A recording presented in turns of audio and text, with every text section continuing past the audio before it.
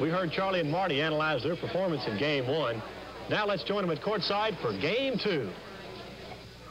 Marty Hogan about to serve to start Game 2. Marty Hogan down 1-0 to Charlie Brumfield.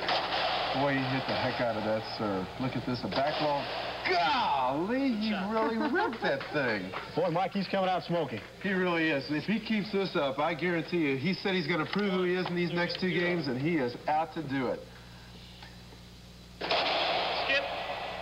Skip ball. Skip that ball. I can't believe that. Marty never gives up those kind of points. Mike, he hit the first one hard, now the second one he didn't. Well, it's so typical of Marty. He can be great and be horrible all in, you know, the space of 2 points. He's got to get his concentration. He's got to start hitting the ball. Look at that finesse. Vicki, that's what you call a lot of years on the tour. Yeah, I can tell that. He's really something else to watch. Mike, what would you say would be Charlie's strategy in this second game? I really think that Charlie's going to try to hit the ball up and down the, excuse me, up and down the lines and try to keep Marty on the move, because he knows if he allows Marty to set up like that, he can hit the ball from any place. He can hit it from shoulder, waist, or knee high and just absolutely flat roll the ball out for a winner. And if that happens, Charlie knows it's all over. Take one. You got another short serve. Neither one of the guys are really putting the pressure on with their service at this point, and Charlie really needs to. Oh, dump that ball right there. Of course, this game all important to Charlie because he does not want to go 3 games with Marty Hogan. Right. I really don't think that he's physically able. Another short ball right there. He's had a much tougher tournament than Marty. He played several people and made it extremely difficult for him, and Marty seemed to have a much easier time, even though he went 3 games with Craig McCoy in the semis. I don't think Marty's had the kind of tournament that Charlie has. Right now, he is really rolling. Up to the ceiling, both players a little tentative. They're feeling one another out. Another finesse shot by Brumfield. He is all confident at this point. He is feeling total. He's almost in that trance again that we spoke about. Short. He hits the ball. He's short. He still needs to get those first serves in and get the pressure on Marty. Look at that. Ooh, Charlie just missed it. That was a quick reflexive action there. It really was. It's almost self-defense. You know, Mike, you mentioned that Charlie talking about... Oh, we got a short serve there, Vicki. Excuse me. Okay. It looks short from here. I don't know. Let's see what the referee calls it. Charlie appeals. Short. Referee calls it short. Take one serve. Here we're going to see it again. Watch the ball very closely. It has to touch on the left-hand side, the back side of the red line, or it's no good. It bounces right. See it coming across right there on the wrong side of the line. It is a short ball. Marty just can't get the serve in. Dink serves the next one. Little junk serve, real easy. Change of pace. Good shot. Charlie goes to the front. He says, skip ball.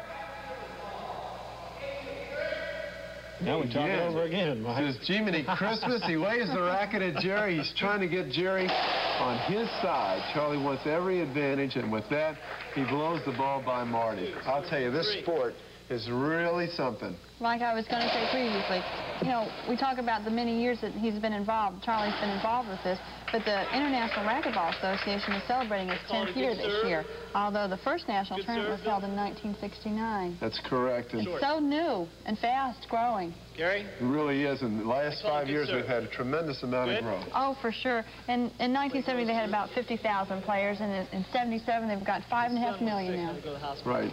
Marty's standing here. He's still trying to get the appeal to go his way, but like any other decision with any other referee, once it's made, all the talking goes for naught.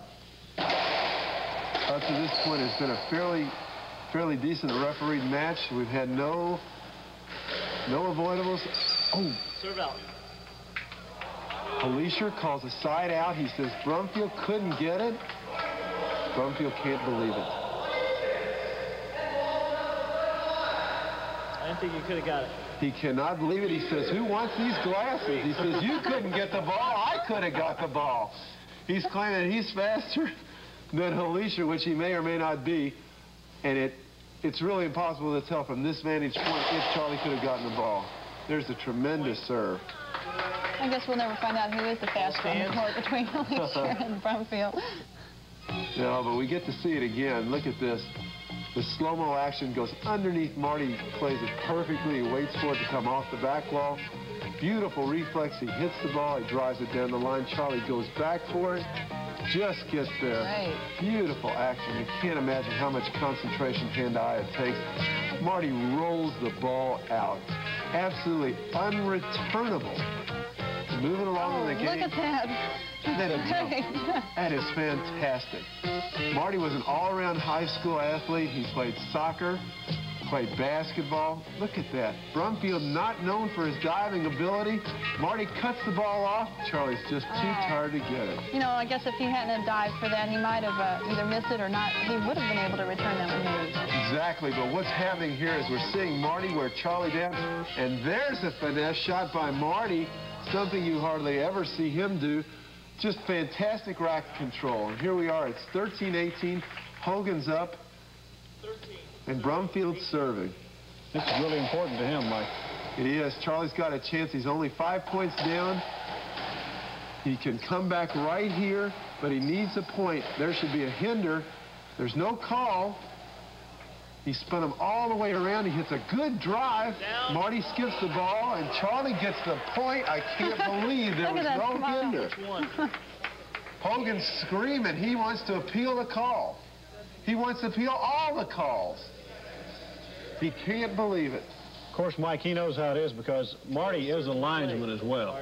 That's right. Marty was the all-time first linesman ever used. It's a little-known fact, but he was the very first linesman used in Aurora, Illinois. Charlie's sitting over there. He's taking every opportunity to rest. He's exhausted, believe me. If this thing goes 3 games, if Charlie cannot keep up and come back to win the second game, he's going to have a lot of difficulty in the third. Play ball. I want to point out here, Charlie does wear safety protection. He wears unbreakable glasses, and this is very important. With the ball traveling that fast, if he should suffer a blow to the eye, his glasses would protect him. Again, Charlie goes to the floor. You see him give Hogan that little elbow in the back. That's just another piece of the sight.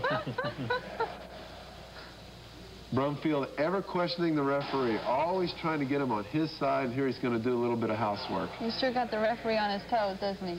He really always does. questioning him like that. Mike, could this also be a delay tactic to get that couple of moments rest for him? Very definitely is. Charlie's extremely tired. I just saw my dad's glasses pop in. There he is. Say hello, Pop. Hi, Mom.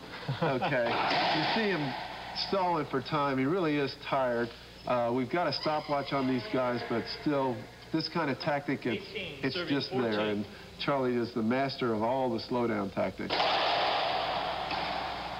Again, good action there. Hogan rips a 2-wall ball. Nice backhand. They really say Marty's slow, but I'll tell you, there's a beautiful pinch shot. Hit the right front wall, hit the front wall, and just rolled out. Perfect shot. Perfect. Here comes the replay right here. We see Marty drive the ball back. He drives Charlie back. Charlie reaches, hits a pass. Marty goes to the ceiling. Safe shot, he thinks. Charlie hits a beauty. No way for Marty to hit that ball. No way at all. Just fantastic rally. Charlie is really strong. Look at that. He's even hunching the ball with his hand. He wants it right now. He knows he needs at least 2 or 3 more points. Vicki, they said in the interview that he's not going to score 10 points in this game. That's what Marty said. This is a little strange because now Brumfield's got over 10 points now. He's got 14. Exactly, and I'll tell you, before this game's over, he's going to have a lot more than 14. Just had a hinder there. We're going to play 14-18 over again. Marty underestimated him, I think. Well, don't underestimate Marty. There's a perfect shot. Look at that. He skipped it in. He had the perfect opportunity. That shot right there is the one that cost Marty Hogan the Nationals in San Diego. He blew the same shot, and because of it, lost the only tournament he lost all of last year. Serve out. Side out. Kid is just phenomenal. He's squeezing that ball. I'll tell you, that ball is in great shape. We've been playing with it for 2.5 games now, and it hasn't broken. There's not even a ripple. Beautiful placement. Up and down the line. Like I told you, Charlie here, he's going into the stall tactics. He'll help Marty up. No, I got a towel. He's got a towel, and he's going to wipe. Hogan says he stinks. I don't know if he's talking about as a groundskeeper or as a racquetball player, as he's doing some housekeeping right there. It's 15-18, Matt. This is just what we talked about. Charlie needs to come back here. He definitely does, Mike, because if it goes into that third game, of course, the 10 years age difference and the physical condition of Marty Hogan are going to tell on Charlie-Brumfield. That's right. And you've got to imagine that with Marty using only his arm, it seems like, he does everything so effortlessly. He's got to be getting a lot less tired in the second game than Charlie is, because Charlie is really running. Mike, would you say in the styles of play of the two men that Charlie really has to do more running on the court? 18. Well, he does, and that's his game. It's control, and he knows that he has to run. Another short serve, probably is his 50th of the game. Look at it. That's strange to see Charlie. Oh, my gosh, he double faulted. It's strange to see Charlie was really tentative there. It's not like him. That's critical. 15-18, and he double faults. That's like a Christmas gift for Marty. Only in Marty's case, it's a Hanukkah gift. Here we go, Hogan. Oh, and Charlie makes another error. Unforced error, actually. Charlie gave up 2 points in a row there. He could not afford to give up. Maybe the turning point in the game. We'll have to wait and see. There's another one, an ace serve. We haven't seen it all game. 19-15 makes it 20-15.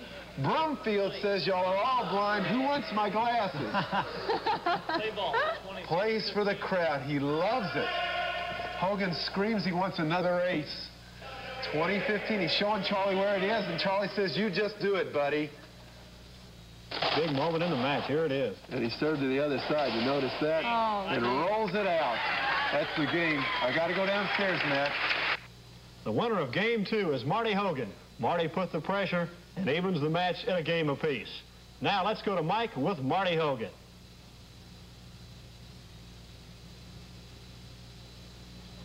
Charlie, it's 18-14, game number 2. You're about to put the squeeze on them. You're behind 4 points.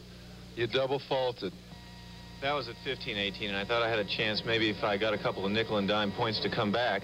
The pressure on me was that Marty's serve return off the second serve is the best in the game, and I had to be very delicate with it, or it comes off the back wall and he rolls it. So you're really caught between a rock and a hard place, but pros don't double fault. That's what I always thought. One other thing, it seemed to give him a big boost, of course, having the double fault, but then he hit a rollout, aced you, and was all over. Good night. What about the third game? I can't go 3, but I guess I'll have to see how far pride will carry me because my legs won't. That tired?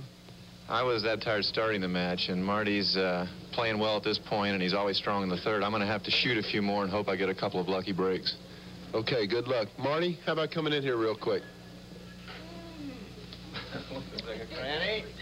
You just heard him. Marty, you just heard Charlie. You got a tremendous break there at 18. I think it gave you the momentum that you needed to go out. Well, that was the critical mistake of that second game, I thought. I didn't have the momentum, and I don't think he did. I think it was just floating out there for one of us to get. And what I thought would happen is that somebody would get a big break. I didn't think it would be a double fault. But it came to be a double fault, and that was the big break that just completely shifted the momentum to my side. Either double fault or the floor opening up and swallowing Charlie? Well, we need some miracle. Okay, now, the first time that we've seen it almost all game, there was a Hogan ace at 19. Do you feel like you found the groove? Are we going to see a lot more of them? Hopefully, yes. I think I've been really shaky on my serves. I haven't got full confidence. But coming into this game, I'm fresh. The score is 0-0. I feel I'm better than any player by at least 8 points. So my confidence right now is really high. Okay, I've got one more question. Charlie says he's tired. Are you tired? I'm the Incredible Hulk. I'm never tired. There you go. Good luck, baby.